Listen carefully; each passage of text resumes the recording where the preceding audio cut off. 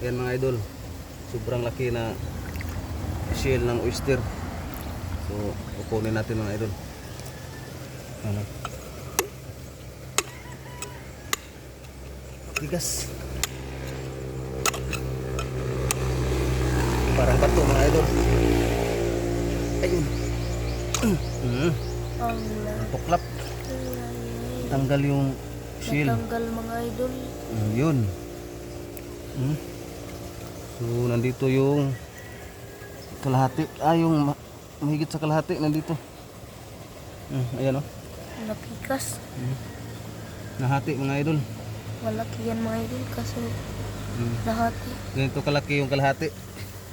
Tapos yung kalahati nandiyan pa. Yung kalahati malaki. Sobrang laki. So paggawa kayo ng ganito mga idol para mabilis lang yung pangkuha ng sisi, oyster dito, kalawit. So nandito pa sa ilalim, doon sa ibaba ng malaking shell, sa bato.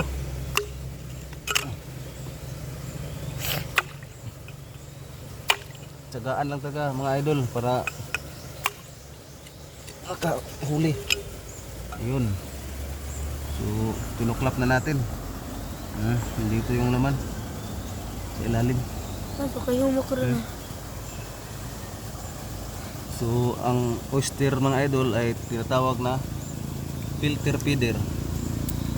So pinifilter nila yung tubig para lapit na